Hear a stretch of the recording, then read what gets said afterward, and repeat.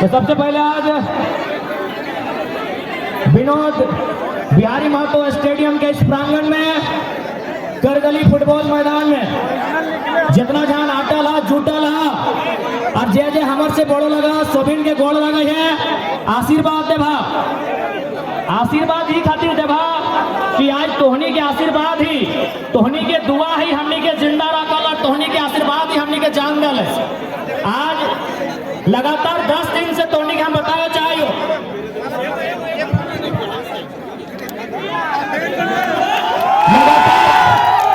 10 दिन के तोहनी के हमें अपन शेड्यूल बतावे चाहिए कि हमने 10 दिन कैसा बीतल है।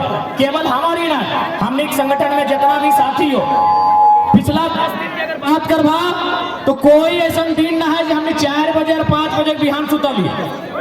हर एक दिन आज हमने 4 बजे या तो 5 बजे बिहान सुता है, उठे खातिर फिर 7:30 बजे हमने एकदम 8 बजे उठ जाइए। यानी आज 10 दिन से हमने मात्र 2 घंटा सुत रही, मात्र 2.5 घंटा सुत रही। और अगर खाना पीना के बात करवा तो तोहनी के सामने हमने झूठ नहीं कहा। आज तो अभी तक हमने मात्र 3 गो पराठा खाई गई। तो सही कहते तोहनी का आशीर्वाद बहुत जरूरी हो। तोहनी अगर आशीर्वाद नहीं दबा तो हमने जिंदा नहीं रहो। तोहनी का आशीर्वाद हमने के जान दो। और सबसे महत्वपूर्ण बात तोहनी का आशीर्वाद ये खातिर भी कि आज देख सकल हा कि किस प्रकार से शासन प्रशासन में बैठल लोग हमने पीछू लागल है। सैदिन बोकारो के 1 मई तोहनी के याद हो, तो याद हो ना दीदी साहब, खासकर चपड़ी वाला दीदी साहब तोहनी का वीडियो है। 1 मई बोकारो नॉमिनेशन के दिन तोहनी के याद हो, तो क्योंकि हम थोड़ा सा हिंदी में संबोधन कर देते, बहुत सारे सीआईएसएफ के जवान भी आए हैं, उनको भी सुनना चाहिए कि झारखंड के साथ कैसा अन्याय होता है। थोड़ा सा हम हिंदी में संबोधन करेंगे। 1 मई को जब हम नॉमिनेशन करने के लिए गए थे 3000 पुलिस हमको अरेस्ट करने के लिए गई थी। मैं आज इस भीड़ से एक सवाल पूछना चाहूंगा, हम लोग का अपराध क्या है? मैं आप लोगों से एक सवाल पूछना चाहूंगा कि हम लोग का अपराध क्या है, हम लोग का गुनाह क्या है? क्या हम लोग आतंकी हैं, नक्सली हैं, अपराधी हैं, चोर गुंडा मवाली क्या है हम लोग? 3000 पुलिस गई थी हमको अरेस्ट करने के लिए। हम लोग का अपराध क्या है कि आज से 2 साल 2.5 साल पहले स्टूडेंट की मांग को लेकर, छात्रों की मांग को लेकर हम लोगों ने विधानसभा के सामने धरना दिया था। अरे भाई, विधानसभा के सामने धरना देना इतना बड़ा अपराध है कि आप 3000 पुलिस लेके आए।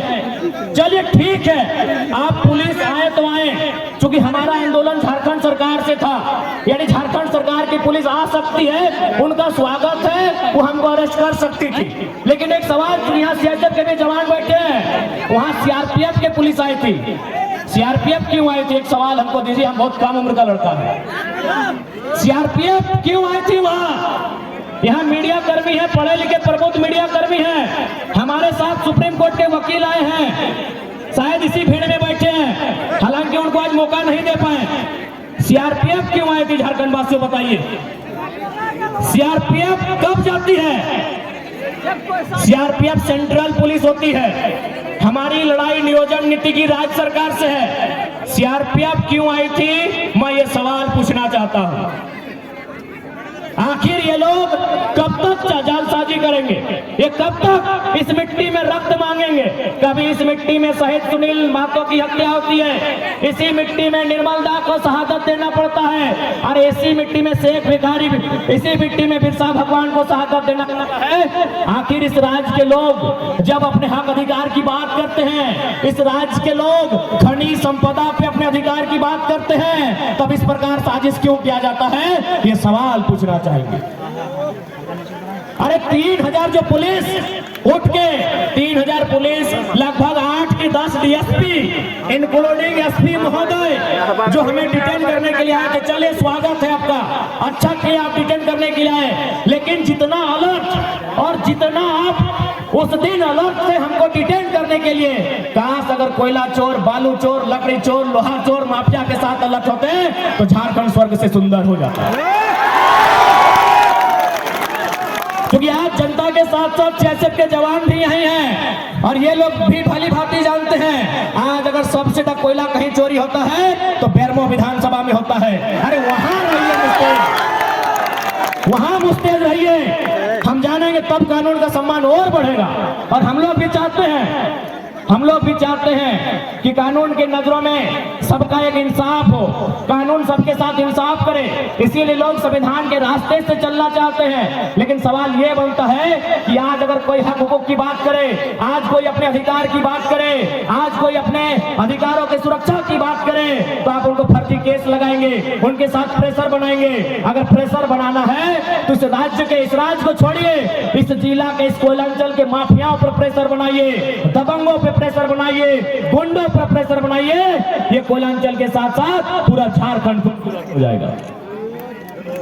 तो सह खातिर तोहनी के कहले तोहनी आशीर्वाद की जरूरत है, ताकि तोहनी का आशीर्वाद नहीं रहता है तो आज हमने इतना बड़ा मुसीबत के टाले नहीं पड़ता लिए। इसलिए आज तोहनी का आशीर्वाद की बहुत आवश्यकता है।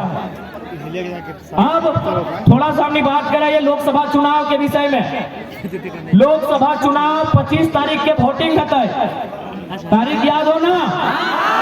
25 तारीख के जिस दिन हमने वोटिंग करवा, ठीक है, हम चारों दार घूर लेबे, जिस दिन हमने वोटिंग करवा उस दिन ध्यान से देखिए कि आकाश भी धिपल तातल रहता है और धरतियों धिपल तातल रहता है। आकाशों धिपल तातल रहता है, गर्मे गरम रहता है, और धरतियों गर्मे गरम रहता है, और संगे संगे हमार दहिया हमार गतो गर्मे गरम रहता है, धिपल तातल रहता है। रहता है कि नहीं? यानी आकाश धरती के साथ साथ मेरा शरीर का बदन भी गर्म रहेगा उस दिन। हम माथे को अब पसीने से पोंछेंगे, अपने सर को पोंछेंगे, लेकिन फिर भी मतदान करने के लिए जाते हैं। क्यों जाते हैं? जबकि इसी समय हमारी माता, हमारे पिता अगर हमें कोई काम करने के लिए कहें तो हम साफ मना कर देंगे कि बाबू शाम को बोलिएगा, शाम को थोड़ा हम काम कर देंगे, अभी गर्मी बहुत ज्यादा है। लेकिन 25 तारीख को हम लोग बहुत भारी गर्मी में 45 डिग्री के टेम्परेचर में वोट देने के लिए जाएंगे। क्यों? हमको विश्वास है, हमें आशा है कि जिस नेता को हम लोग वोट देंगे, जब वो चुनाव जीतेगा, हमारे बच्चों के भविष्य की बात करेगा, हमारे गांव को सुरक्षा प्रदान करेगा, हमारे आने वाली पीढ़ी की दवाई, पढ़ाई, कमाई की बात करेगा। इसीलिए हम लोग वोट करते हैं कि जो नेता चुन के जाएगा, जो नेता जीत के जाएगा, वो हमारे बच्चों के दवाई, कमाई, पढ़ाई की बात करेगा। लेकिन आज देखिए, यही बेरमो विधानसभा और गिरिडीह लोकसभा है। अगर गिरिडीह लोकसभा के सांसद की बात करें, उन्हें कभी फुर्सत नहीं मिला कि झारखंड के जनमानस के बच्चों की चिंता की जाए। उन्हें क्या फुर्सत मिला कि गिरिडीह से सांसद और पत्नी रामगढ़ से विधायक। अब बात करते हैं बेरमो के विधायक की, मुख्यमंत्री के सारों की। बेरमो से विधायक पिताजी आज उनके दुनिया में नहीं है, उनको नमन करते हैं। लेकिन सवाल यहाँ है बेरमो के विधायक का, खुद बेरमो से विधायक, दादा है यहाँ विधायक, और भौजी धनबाद से लोकसभा के प्रत्याशी। भौजी यानी विधायक जी के पत्नी धनबाद से लोकसभा, ये एमएलए वो एमपी के चुनाव लड़ रहा हो। दियो के गजबे ट्रेजेडी हो। ये गिरिडीह लोकसभा और बेरमो विधानसभा के कहानी गजबे हो। एगो के पति सांसद, पत्नी विधायक, एगो के पति विधायक और पत्नी सांसद के प्रत्याशी। माने तोहनिए घर गोष्ठी सब तोहनिए, कोयला भी तोड़, बालू भी तोड़, लोहा भी तोड़, ढेका भी तोड़, पत्थर भी तोड़, और हमारे पोठी माछ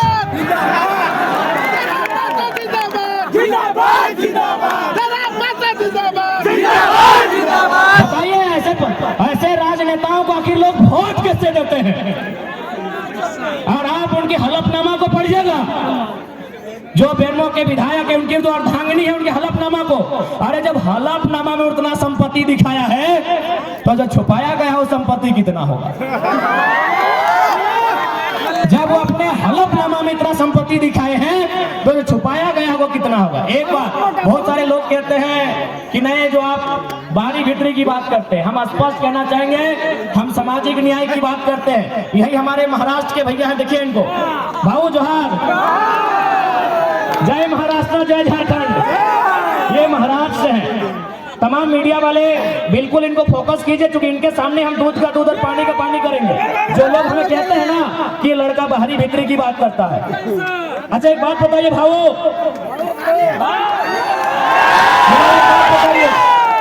आप सिर्फ सिर्फ इशारों में बताइए, नहीं इशारों में सिर्फ बताइए, क्या महाराष्ट्र में हमारे झारखंड के अगर कोई बच्चे जाएंगे, वहाँ जो सरकारी नौकरियां हैं, डीएसपी वगैरह, बीडीओ वगैरह, सीओ वगैरह, तहसीलदार, दीवानी जो भी है, क्या वो फॉर्म भर के बन सकते हैं? नहीं। सुनिए, महाराष्ट्र के भैया हैं, इनको हम कोई फोर्स नहीं किए हैं। मीडिया वाले इनको बिल्कुल फोकस कीजिए। जो कहते हैं जन्म महतो बाहरी भीतरी की लड़ाई करता है, अरे भाई हमारे लोग भी महाराष्ट्र में रहते हैं, हम लोग मजदूरी का काम करते हैं, हम लोग महाराष्ट्र का धन्यवाद भी देते हैं कि चलो भाई हमें रोजी रोजगार के लिए जगह दिया। बिल्कुल हम लोग महाराष्ट्र के अलावा उन तमाम राज्यों का, बाकायदा बिहार और यूपी क्यों ना रहे, अगर हमारे मजदूर वहाँ पटना में, इलाहाबाद में रहकर मजदूरी करते हैं, उनका हम धन्यवाद देते हैं, क्योंकि हमें मालूम है वो राज्य हमारा नहीं है, अब तो हमें वहाँ राज्यवासियों का अधिकार नहीं मिलेगा। बात बरोबर है भाई? बराबर है, सही बात है, सही बात है ना। यानी अगर हम कहें कि महाराष्ट्र मराठियों का है, कोई दिक्कत नहीं, गुजरात गुजरातियों का है, कोई दिक्कत नहीं, बंगाल बंगालियों का है, कोई दिक्कत नहीं, बिहार बिहारियों का है, बरोबर है, बरोबर है। तो अगर हम कहें झारखंड झारखंडियों का है तो दिक्कत होना चाहिए। आप बनाएंगे, एक काम है इसके लिए। आप देखिए यहाँ महाराष्ट्र के भाई हैं, पूछिए इनसे, हमारे आपके महाराष्ट्र में हमारे 5 लाख लोग रहते हैं, या आप तो खुद सतारा में हैं, या आप खुद बताइए वो कैसा रहते हैं। 1 मिनट बता दीजिए किस प्रकार का कमरा है और क्या काम करते हैं। 10 बाय 10 खोली में वो अपना बीबी बच्चे पढ़ाई। सुन लीजिए, 10 बाय 10 के रूम में बीबी बच्चों के साथ रहते हैं। 10 बाय 10 बुझा वो, यानी 2 आदमी सुतबार घरवा में हटा जी तो 10 बाय 10 के। इन्हें हम कोनो बोलने के लिए प्लानिंग करके नहीं लाए हैं, ये बल्कि ये स्कूल चलाते हैं, संस्था चलाते हैं, इनके पास भी बहुत सारे झारखंडी नौकरी करते हैं ना भाई। या हमारे जो भाई सुनील माने साहब, संजू जी माने हमारा दूसरा भाई है, वहाँ नौकरी करते हैं। बात बरोबर है, बरोबर है। 10 बाय 10 के कमरे में, सुन लीजिए, 10 बाय 10 के कमरे में एक मराठी भाई यहाँ खड़ा होकर बोल रहे हैं, आज 50,000 की भीड़ में बोल रहे हैं कि जो झारखंडी वहाँ रहते हैं 10 बाय 10 के कमरे में, उसी कमरे में पत्नी भी रहती है। हाँ, पत्नी भी रहती है, बच्चे भी रहते हैं, सगे वाले भी रहते हैं, सगे वाले भी रहते हैं, गाँव वाले आएगा नहीं वो भी उधर रहता है। 10 बाय 10 के कमरे में पूरा परिवार रहता है। हमारी लड़ाई कैसे गलत है भाई, कौन हिसाब से गलत है? अब एक बात हम क्लियर कहना चाहेंगे, जो लोग हमारी बात को सुन रहे हैं वो झारखंड के अलावा किसी राज्य से रहे, हमारी लड़ाई किसी राज्यवासी से नहीं है, बात को समझिए। हम बात कर रहे हैं 1932 खतियान की। अब सवाल है कि 1932 के खतियान का मतलब ये थोड़ी है कि जो लोग खतियानधारी नहीं है राज्य से चले जाए, ऐसा किसने कहा आपको? बिल्कुल नहीं। पहले समझिए कि खतियान का इस्तेमाल कहाँ होगा, खतियान का इस्तेमाल कहाँ होगा, उसका उपयोग कहाँ होगा। न हम लोग मांग कर रहे हैं कि खतियान के आधार पर इस झारखंड की स्थानीय नीति बने, क्योंकि सभी झारखंडी नहीं होंगे, 140 करोड़ लोग झारखंडी नहीं होंगे। बात को समझिए, जितने भी गैर झारखंड के लोग यहाँ रहते हैं और अपने राज्य में भी, यानी दोनों राज्य में रहते हैं, बात को समझिए। भारत की अभी जनसंख्या मान के चलिए अनुमान 140 करोड़ है, अनुमान मानते हैं, और झारखंड की जनसंख्या मोटा मोटी 3.5 करोड़ है। तो भाई पूरा का पूरा 140 करोड़ झारखंडी नहीं हो सकता है, समझिए बात को।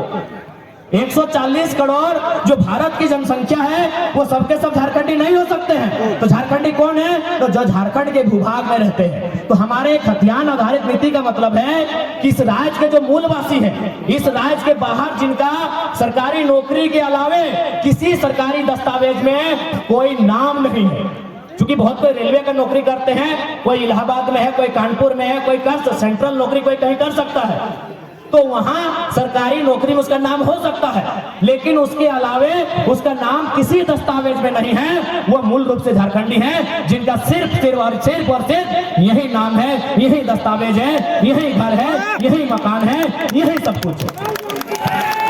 अब सवाल है कि खतियान के आधार पर एक स्थानीय नीति बनेगी, उस स्थानीय नीति को लागू किया जाएगा जो झारखंड की वैकेंसी होगी। झारखंड की वैकेंसी मतलब दरोगा, चपरासी, होमगार्ड, जिला पुलिस, जेपीएससी, जेएसएससी, यानी झारखंड सरकार जो नौकरी निकालेगी, झारखंड सरकार जो बहाली लेगी, उस बहाली में लागू होगा कि जिनके पास स्थानीय प्रमाण पत्र है वही लोग फॉर्म को भरेंगे। इसका मतलब थोड़ी कि आप यहाँ व्यापार नहीं करेंगे, आप यहाँ काम धाम नहीं करेंगे, आप यहाँ रोजी रोजगार नहीं करेंगे, आप यहाँ कंपनी फैक्ट्री में काम नहीं करेंगे।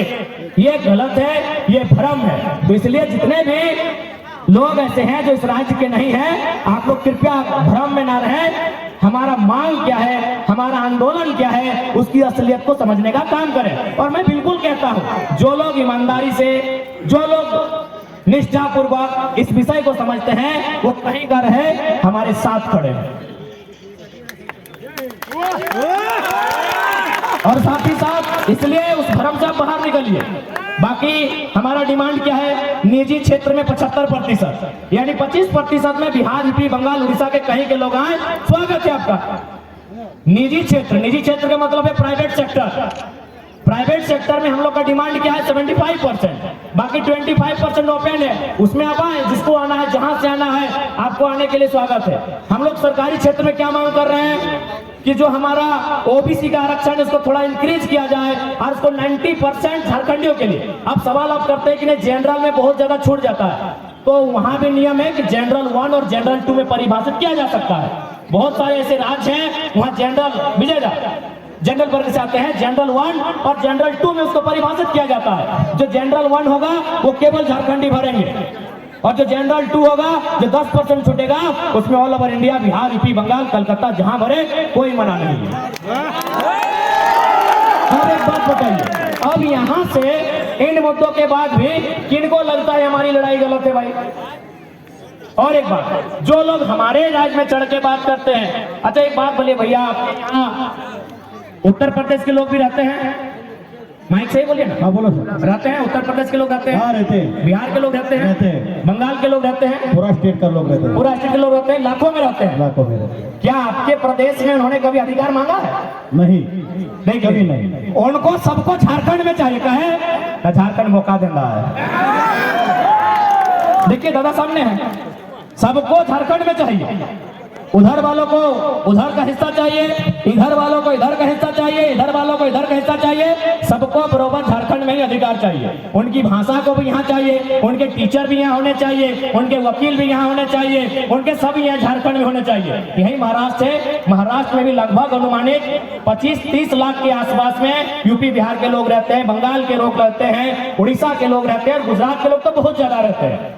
और एक बात, आज आपको एक बात क्लियर कहना चाहेंगे, 1960 से पहले आपके महाराष्ट्र का नाम बॉम्बे था, बराबर है भैया? बॉम्बे नाम था। उसके बाद जिस प्रकार हम लोग बिहार से झारखंड अलग करने के लिए मूवमेंट किए, वहां भी एक मूवमेंट हुआ, तो वहां क्या होता है, 1960 में दोनों राज्यों का विभाजन हो गया, बॉम्बे बना गया, एक तरफ महाराष्ट्र और एक तरफ गुजरात। आज जो बम्बई नगरी है उसको बनाने में गुजरातियों का बहुत बड़ा योगदान है, उनके व्यवसायियों का, उनके व्यापारियों का, लेकिन आज तक गुजरातियों ने नहीं कहा है कि महाराष्ट्र में गुजराती भाषा को मान्यता मिले।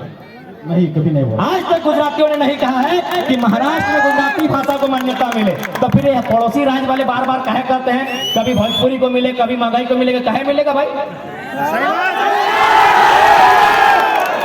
क्यों? और एक बात सुन लीजिए, हमारी लड़ाई कोई भाषा भाषी की नहीं है, बात को समझिए। हम लोग हर एक भाषा का सम्मान करते हैं, क्योंकि भाषा किसी की माँ की है।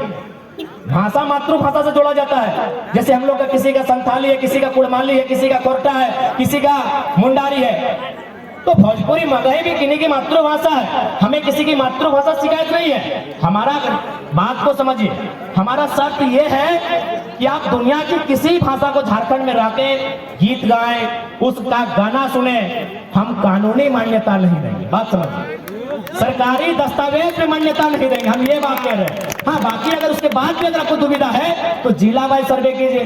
पलामू, गढ़वा साइड में हो सकता है उन भाषाओं को बोला जाता है, तो उसमें एक बुद्धिजीवी जो भाषा साहित्य का ज्ञान रखते हैं, जो भाषा पे जिनका एक बहुत बड़ा रिसर्च रहा है, वो जिला वाइज कैटेगरी कर सकते हैं, और जिला वाइज जो सीमा है सटा हुआ, वहां उन भाषाओं की बात कर सकते हैं। पूरे झारखंड में अब कहीं नहीं, और खासकर धनबाद बोकारो में आप उठा के ले आइएगा उन भाषाओं को जो धनबाद बोकारो में नहीं है, तो ये हमारा दुर्भाग्य है।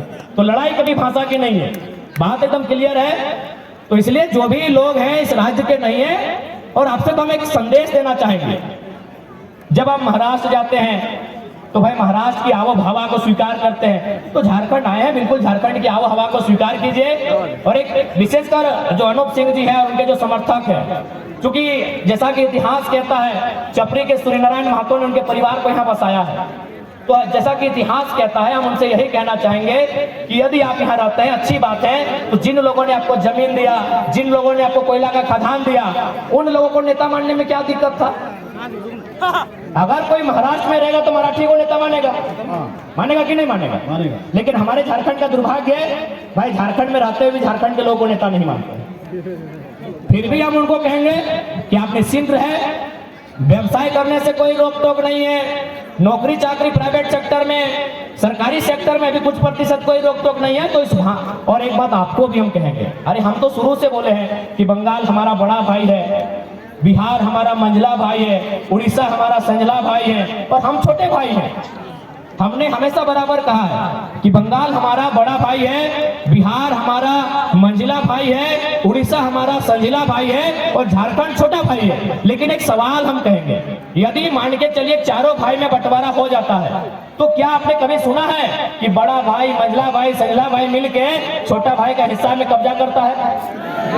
कभी सुने हैं? तो सिंपल है, बंगाल को मिला है 88,000 वर्ग किलोमीटर, बिहार को मिला है 94,000 वर्ग किलोमीटर, उड़ीसा को मिला है 1,55,000 वर्ग किलोमीटर, सबसे कम हम लोग को मिला है 79,000 वर्ग किलोमीटर। जब हम बंगाल के 88,000 वर्ग किलोमीटर में 1 इंच नजर नहीं गड़ाते हैं, जब हम बिहार के 94,000 वर्ग किलोमीटर में 1 इंच नजर नहीं गड़ाते हैं, जब हम उड़ीसा के 1,55,000 वर्ग किलोमीटर में 1 इंच नजर नहीं गड़ाते हैं, तो भाई हमारे 79,000 वर्ग किलोमीटर सबकी नजर कहाँ है?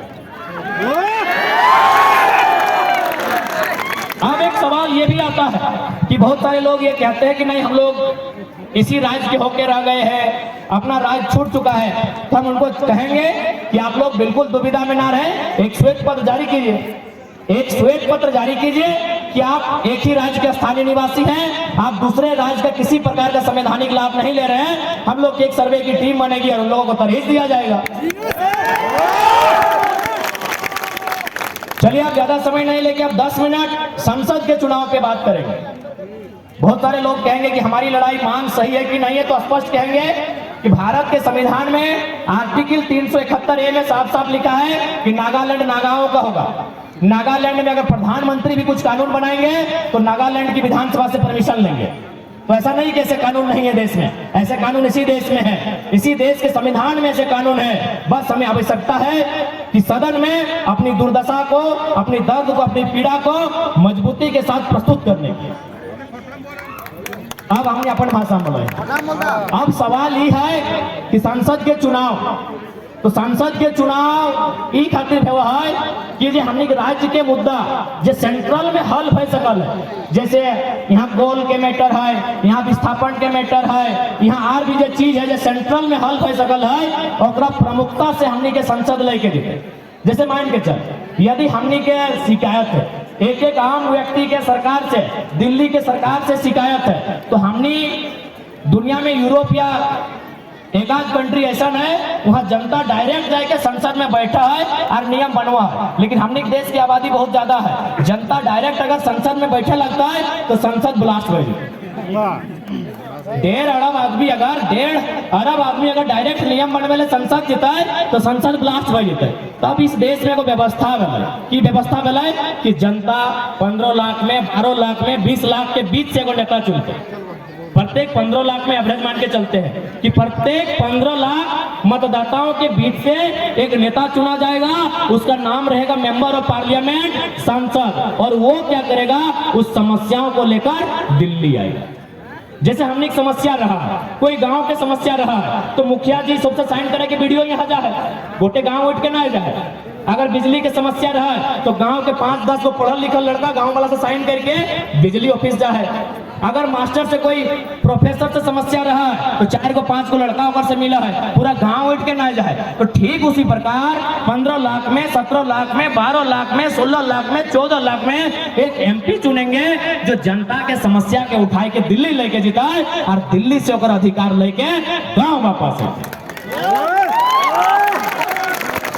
यानी जनता और संसद भवन जो दिल्ली में है और जो जनता है, एक बीच के जो कड़ी लगे और नाम संसद लगे। इसलिए अब सवाल रह गए कि जब हमने संसद बन के आए तो काम की रहे, तो सबसे पहला इस क्षेत्र के जो मुद्दा लगे उस मुद्दा के लेके संसद में सवाल रहता है। और जब अगर संसद में सवाल रहता है तो कोकरो हिम्मत ना है कि ओकरा खारिज कर दे। क्योंकि संसद भवन के वो गरिमा भवन है, वहां अगर 30 सेकंड भी कोई सवाल हो जाए, 30 सेकंड भी वहां विषय में बात हो जाता है, तो वहां एगो सर्वे एगो जांच की टीम बैठ जाती है। तो इसलिए तोहनी की इस बात के एकदम आश्वस्त कर रही है, जब हमने लोकसभा के चुनाव जीत के दिल्ली जाए के काम कर पाए, तो पहला सवाल सदन में हटे उठे पाए, चूंकि करगली मैदान विनोद बिहारी महतो स्टेडियम में खड़ा है, पहला सवाल हटे उठे पाए कि हम 27% कोयला देते हैं भारत देश को। कोयला की 4 यूनिट झारखंड में है, BCCL, CCL और आधा से ज्यादा ECL और साथ में CMPDI। जब 10-11 यूनिट में 4 यूनिट झारखंड में है, तो कोयला का हेडक्वार्टर भी झारखंड में होना चाहिए। जैसे अभी कुछ दिन पहले हमने GM के ऑफिस में धरना दिया, तो बहुत सारा ये कठारा के, जरीडी के, तो बेरमो के, फुसरो के, घोटिया टाड़ के, अमलो चपरी न जाने 50-60 को गांव के किस रैयत आज भी उस समस्या के समाधान नहीं कर पाए। आज भी 30-40 साल पहले ओकर बाप दादा BCCL के जमीन दिया काम कर ले, CCL के जमीन दिया काम कर ले, आज भी ओकरा उचित मुआवजा नहीं मिले। तो अगर हेडक्वार्टर बोकारो या धनबाद भेज देता है, समस्या के समाधान जल्दी और बात की भला कि जैसे हेडक्वार्टर कलकत्ता चल गए, तो 99% GM कलकत्ता से ले। अब ओकरा की मालूम, ओकरा दर्द की मालूम है। इसलिए अगर GM हमार निकलते, अगर अधिकारी हमार बन के जीते, तो ओकर से की बताए हमारा अधिकार सुरक्षित रहता है, हमार समस्या के समाधान रहते है। और एक सबसे महत्वपूर्ण बात, जब हमने सदन में जीत के जीवाए, तो एक सवाल हटो रहता है, बिल्कुल सदन में खड़ा है कि रहता है, देश के उस समय जब भी प्रधानमंत्री रहता है, ओकर से आंख मिलाए के सवाल रहता है कि भाई इंडिया का मतलब INDIA, इंडिया मतलब भारत होता है, या फिर इंडिया का मतलब ADANIA अडानी होता है।